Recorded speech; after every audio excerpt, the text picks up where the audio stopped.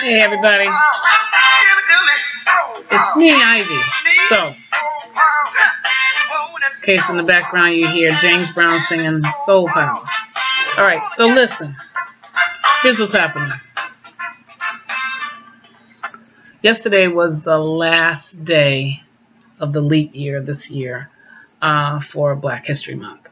So what I did was I put together several events. I'll show you.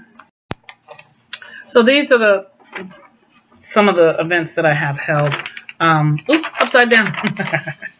I just did the one in February 27th. This past Thursday. It's called Just Say It. And it was pretty good, actually. You know, we had about maybe anywhere from 30 to 40 people come in. Some people were going, some people were coming, so we didn't get everybody in. But unfortunately, they had a lot of stuff happening on the very same day. Now, let me just put a disclaimer in here. I'm going to be talking about some stuff that people probably aren't going to like, okay? They're not going to be able to admit to it. It's going to rub them the wrong way. But the truth is the truth, and sometimes you do have to speak truth to power. Not sometimes, all the time, okay? Because one of the sayings is the only thing an evil man wants is for a good man to keep quiet. And that's a human, I'm going to say. Anything a person, the only thing an evil person wants is for a good person to keep quiet. So I can't. Number one, because the old other saying that says, I tried to keep quiet, but my ancestors wouldn't let me. So it's very important that we talk about the things that happen to us, which is why so many people, non-color, hate, and let me just say non-color, okay, white people, some of them, many of them, hate Black History Month. Now, I've worked with people who hate Black History Month with a passion. They can't wait for Black History Month to be over. And they really wish that we never had to do this. But so do we. We really wish we never had to do it either. If everything had been equal and fair and just in the very beginning, we wouldn't have to deal with any of this stuff.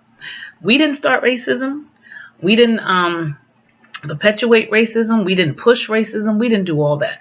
We did not start a Ku Klux Klan. We did not start an Aryan race. We did not start a white supremacist. We did not start a neo-Nazi. We did not start skinheads. We did not do any of that. But people like to compare all those hate groups. And by the way, they've been recruiting here in this city, in New York, and at colleges even. So don't say, oh, the young people, they're not like, the people were back in the day. Nah, it's generational. They all pass it through. So you may not like some of the stuff that I'm going to say, but let me just say this. How do we stop this? How do we stop this hate? Where did it come from? We got to pull it up by the root. Who started all this stuff to begin with and why? So let's talk about this for just a second. A lot of times people reverse things. It's like when you're in a relationship and the person who's cheating always accuses the other person of cheating. They come in the house late, and if you say, where you been, they start yelling at you first. What are you doing sitting up here in the dark? Okay, I have to write a play about that one. But, they're like, they want to start the argument first, or they'll try to start an argument to just... Anyway, I want to tell you guys, I know some people hate Black History Month. We don't want to hear about those blacks. One of the girls on my job when I worked for the city of Yonkers said, well, she said, Ivy, Black people weren't the only ones who were enslaved. Yeah, you're probably right about that. However, on this American soil, I don't know anybody else who was enslaved. And the way the Middle Passage was, I don't know if anybody else went through that either. And the fact that we still go through it. She says, finally, yeah, I know Black people go through all that, but I'm just so effing tired of hearing about it. But she said the word. She didn't say effing. She was very, very powerful about it. So the same thing happened about a week and a half ago. I went in to take some flyers for one of my events that I was doing. And so the lady, I really like this lady. She's a white lady, blonde hair. I really like this lady. I mean, I And it's not, and people say, oh, I don't see color. Well, if you say you don't see color, you're a liar. Okay, that's just all there is to it. Everybody sees color, unless you're color blind or you're seriously blind in one eye and just can't see out the other one. You see color. Everybody sees color. So anyway, so I went in to say hi to her, and I ended up not even leaving a flyer because she started talking. She says, oh, you're going to, Chris Johnson's thing at the library? And I said, no. I said, I know he's been given this. He took it after Pat McDowell, after the city council person, left. I said, but, I have my own stuff that I have to do. So, and my whole thing is, we go to the gospel concerts. You can get the churches to come. It's all wonderful. Yes, Martin Luther King, blah, blah, blah, this, that, and the other. But what are we really leaving with at the end of that? Maybe your spirit has been uplifted. I love gospel music. Maybe your spirit has been uplifted. But year after year after year, this happens. And our situation doesn't get any better. So I said, I'm doing my own thing, and I have a lot of stuff that I want to do. I want to promote certain things that, a lot of the politicians are interested in promoting. But I do know one thing's for sure, that they've been told to watch, especially the first district person. Just watch what Ivy's doing. Don't worry about anything. Go ahead, do your hair, do your nails, whatever you want to do. Just watch it and then just peel from that. The good thing about this is that there's no details on it. And the ideas would have to come from them. So I knew that they would block me, and I had told my focus group, I said, if I put my whole flyer out there, that those people that are in certain political positions are going to try to block everything that I do. So with Black History Month being in February, also the shortest month, which I'm sure some people are going, shoo, thank goodness the shortest month, and shoo, thank God it's over. I'm so sick and tired of hearing about these Black people and what they went through and all of their leaders. We wouldn't have to do that if it was already done. Okay? First of all, we don't control what books go into the school. Black people, very few of us sit on any boards. Even if you look at the board here in the city of Yonkers, you're not going to see what Black people are sitting on there. And if you do have a Black person that's on there, it's a person who's already been bought and sold. So again, when you read my book, Sambo's Sellouts and White Folks in Black Skin, you'll understand exactly what I'm talking about. You got to remember, when you have certain people that are in some positions, you know that they're weak. I'm sorry to say it, it's just the truth. They're weak. They're not going to do anything for their own people. Not going to do it. But the Spanish, the Dominicans, and the Jordanians, and everybody else, they're going to be looking after their people. Period, point blank. Black people, we're always tiptoeing around. Oh, don't hurt their feelings. Shh, be careful what you say, because, they're going to get angry. Well, we're angry. We need to get angry. We have a board for the schools. Everybody says this. Oh, well, you have to be careful because, 60% of the public school is Hispanic. I don't give a damn. I don't give a damn how many are Hispanic. I don't care how many are Asian. I don't care how many are Iranians and Chinese. I don't really care. Anybody who's going to the American public school, the Yonkers public school, needs to get an education. Math, science, English, all very important, no matter what. No matter what color you are, no matter what race you are, what race, creed, or color. It doesn't matter. Everybody deserves to have it. Don't talk to me about where they come from and, how many children somebody had, and they have more children in school than this one have in school. I don't care. That's not important. We need to take care of all the children. When did all of a sudden we decide? Furthermore, somebody brought to my attention, they still don't have the representation of all the people across the board. Okay, so I was in school most of my life. I think I had one. In the North, I only had one Black teacher, and that was my music teacher, whom I loved to death. Mr. Lou Bynum was the best, okay?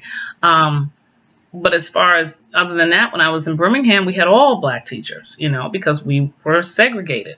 And, to be honest with you, it wasn't all that horrible. The only thing is that no matter, even though we were segregated, they still came after our neighborhood. So it didn't even really matter, just like they did with Tulsa, Oklahoma, bombing the places. It's like, where did this hate come from? Is this on the DNA strand? Is it on the genes of the people, that they need to have guns, that they need to kill people, that they need to always try to, destroy a race of people? What is going on? And, it's got to be some kind of sickness. And, I read something about Neanderthals and only only being like mankind and how it didn't get over to Africa. And, people from Africa or are the Homo sapiens, the human beings. And it's like, what is going on? I mean, why is it that there's so much violence in the people? And they say, oh, black people are just as violent. They're the most, this one lady said, black people are the most violent people in the world. Really? So you actually think that young boys ages 11, 13, 14, 15 actually have money to go and buy Uzis, Saturday night specials, 9 millimeters? You actually think that their allowance allows them to go and get these guns? No. They are dropped off in bags. Dropped off. Okay? So when they're walking and they see them, they don't even know how to shoot those guns. That's why it's all planned. So anyway, let me go back to my friend who is a merchant. So she says to me, she says, I wish they would why don't they just get over this 400 years of slave? What's that? She didn't know that in 2019, that was like the anniversary, so-called, of the slaves coming in or whatever, to America. Anyway, so she talked very interestingly. She kept saying, like Bloomberg. Bloomberg said he think that, I'm sorry, I got an itch. Bloomberg would say that he think that more black people need to be arrested than thrown up against the wall. He also felt like, it was the victims were really the white people. They were the ones being discriminated against. Well, this lady felt the same way. She felt like black people had lots more opportunities. And I guess in my mind, I'm saying, does she think that more black people live in mansions? They have nicer homes. They drive nicer cars. They have bigger positions. Like, in her mind, I'm thinking to myself, she actually thinks that the majority of the judges are black. She thinks the majority of the people in the police department are black. The majority of the people in the fire department are black because they have more opportunity. Is she thinking that most of the CEOs in America are black CEOs and control everything? The top billionaires in America are the black people? I didn't know where she was getting this information from. And then she says, well, slavery doesn't even exist anymore. Why do they keep talking about slavery? I said, well, don't say that to a Jewish person, because they'll tell you in a minute, never forget. She said, and them too. But then she hopped back on the black. I said, well, there may not be racism per se where they did buck breaking, where they would take a black man or a black slave, and if he stood up to the master, they would buck break him, meaning that the master didn't have any problems, sodomizing and having sex and raping the man now in front of all of the people, in front of the wife or the children, everything, because they want to set an example, then mind beating him, okay, in front of his entire family or the other slaves, to say, we're teaching you a lesson. So you see what we're doing to him? We're going to do the same thing to you if you come at us. It still goes on today. It's just not done that way. They still try to do that. And why? Because somehow the sense of entitlement, this hatred, this thing that they have that's inside of them, where, sometimes we just say they just can't help who they are, because it's just, when they say you're 3/5 of a human, when you really think about it, where did they get the 3/5 of a human being from? Number one. Number two, most animals, when I think about it, and I'm not just trying to be funny, when I think about hair on the chest, I mean, I've dated all black guys. They don't have a lot of hair on their chest. But I remember in the 70s when the guys would have hair on their chest, they'd even put the gold chain out there. It would be buried into this pile of hair that was coming out of their chest. They'd have hair on their backs, And I thought that's really interesting, because I'm thinking, a pig or any kind of animal, if you take the hair off of them, they're pink on the inside. The nipples are pink. Everything is pink, So I'm thinking, really, animals? I'm just not really sure if that's right. I mean, I could be wrong, but, from my observation, I'm seeing more, whatever. So anyway, so I'm thinking to myself, I think, okay, 3/5. So she says, I said, well, there's systematic racism. There's a lot of racism. There's systematic. There's environmental racism. There's there's so many races. There's so many race is kind of things, environmental, and I can't think of them right now, but there's a lot. Anyway, I want to get back to her because she said to me, I said, look at the jail system. I said, we have, the United States of America have more people in jail than any other country in the whole world, probably even put together. She says, well, if the blacks are in jail, it's because they should be in jail. They're robbers, they're crooks, they're criminals, they're murderers, they're thieves. They deserve to be in jail.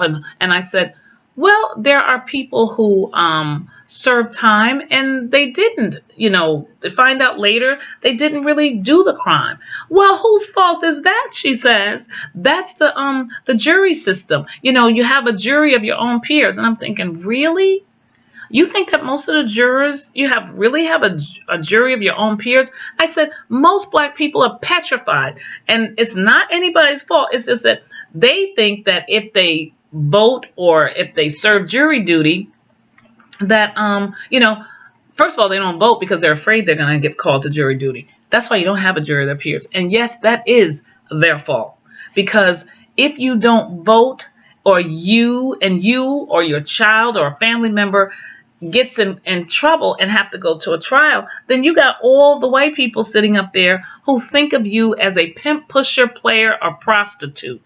So they're going to think that you are, like she said, a criminal-minded person, an animal, a vicious beast who, you guys got all this opportunity and the poor white people don't have anything. And it's all your fault for not, taking advantage. Now, somebody asked me, what about the Hispanic people? Do you think the Hispanic people are taking over? I don't think anybody's taking over. I think what happens is if you get evicted from your house and there's stuff that's sitting outside and you got some really nice stuff, but for some reason you got sick, you had to take care of a child, you had to do something, you lost your job, whatever, and your stuff gets put out. There are people who are going to take advantage and take the opportunity to come and take whatever it is that you lost. Okay, so I look at it like this. People who come over from South America, third world countries and things like that say, America, the land of the plenty, all of this, you can get rich because that's what America's good for, getting rich. Okay, you are an opportunist. You don't mind, rolling over anybody that you want. But what's the sad thing is that they're no different than anybody else. If white people only want white people to have jobs and get pensions and, have a better life when they get older, then they're going to be the same. Nobody ever comes to America. No people from any other country. I don't care where they come from. They never look at the black American. They listen to sound bites from white people. And it's like D.L. Hughley said. He said, a white person can say anything in the world they want that's derogatory about a black person, and people will believe it. It doesn't have to be true. It just has to come from a white person about a black person. So when people say things like, they're lazy, they're shiftless, they're always complaining. I said to the woman, I said, not necessarily. I said, you got to remember the evil that goes on behind all this stuff. They will blacklist you because I got fired, terminated from my job because Christopher Johnson didn't want anyone to run against him. Okay. So he said to me, I can make people do whatever I want them to do. I can control people's minds because people are stupid. And unfortunately, he's proven some of that to be true because people, you get a title on your head and these people know this. All you got to do is get elected, or get selected. Okay, and everybody's going to think you're something great because where would some of these people be if they didn't have politics? These people have never managed people. They don't know how to inspire people. All they know how to do is use and abuse. They're opportunists. And it's all about their own money, their own pockets, okay? And that's all that they really care about is themselves. So when she said that, about, white people being at a disadvantage, I thought to myself, I said, you know what? There's no sense in talking to this person because her eyes are not open. She's working in a particular kind of store where she sees all kinds of derelicts and things like that coming into the store from the outside. So, and then I said, well, you do know that Yonkers is the last northern city to integrate its schools and its housing. And she says, I know about that. I was born and raised in Yonkers. So I said, oh. So see, now when I find out that you're born and raised in Yonkers, you're a generational person who, during the DSEG case, look it up for those of you who don't live in Yonkers, the DSEG case, brick by brick, look at the documentary. You will see white folks in this city seething with hatred. Seething with hatred. We don't want those black people over there. And then when you ask them, they say, no, no, no. It's not that we didn't want black people over there. We just didn't want, low income and poor people over there. Well, who the heck do you think was the low income poor people in Yonkers in the 80s? Give me a break. Think, people. Please think.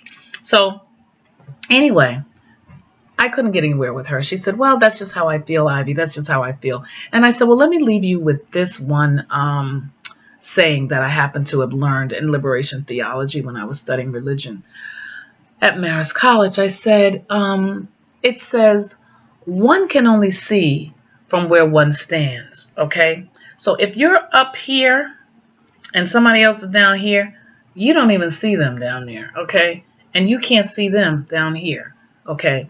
And it's just what it is. So your experience is your experience. I'm not judging. Your experience is your experience. You have white privilege. So you can only see things the way you see it. Look at those blacks. And then she asked me about the N-word. Yeah, well, these young people come in here and they're using the N-word. But when white people use the N-word, I said, hey, look. I was speaking to 300 kids at some poo-poo shishi school up in Riverdale, and they asked me the same thing. I said, well, if the only thing, after everything black people have gone through in this country, if the only thing between the syphilis, the crack, the AIDS, and everything else, I said, if the only thing, and slavery, I said, if we only asked you to not use that word, why would it kill you to use something else? I said, I don't hear anybody using spics or wops or goops or anything like that, But I said to my friend that I thought in the store, I said, well, let me just say this. I said, you're welcome to use the N-word anytime you want to as a white woman. I said, all I'm going to say to you is just don't use it with me because I'm from Birmingham. She knows that. I said, but if you want to use that word around anybody that you want to, because I'm sure white people use the N-word all the time when they're sitting at home at their tables having, dinner and, the holiday season, they have a few drinks, they call us moolies, they call us monkeys, they call us jungle bunnies, they call us everything in the world. We know you do that already, okay? Even the nice ones, they may not say anything. But I said to her, I said, say the word. It all depends on the company that you're around. If you're around your own people, you're going to be okay. But if you find somebody else that's there that may not be, I said, I can't promise you what the consequences and repercussions might be. You take your chances. That's all I'm saying. So I left her with that. And I thought to myself, I said, wow, it was a little disturbing because when you've been so-called friendly with somebody and then you find out their true gut feelings about how they feel about you and your race and your people, it just really takes you aback. Now, when I tell other white people, even this attorney that I had, when I tell them about the things that happened to me, now I'm going to start with this here. I'm going to tell you this. Hold on a second, my phone. So just for fun and games, I decided to write down some of the stuff that I went through here. Now, a lot of times when white people hear this stuff, they say, well, what year was that, Ivy? As if I was born in the 18th or 17th century. Well, what year was that? Well, it was recent enough. Okay, so I used to work for this company called Prelude Designs and located in Elmsford, New York when I first moved here in the 80s. And it was a design company and they did wallpaper. They did, it was Boynton and Sandra Boynton. And she used to do the little elephants and the little hippopotamuses, and she did those kind of cards. They were so racist there. I remember they said, Ivy, I was the only black, the only chocolate chip in the milk. And they said, Ivy, they said, we're going to hire 3 new people and you're going to be in charge of them because you're the office manager.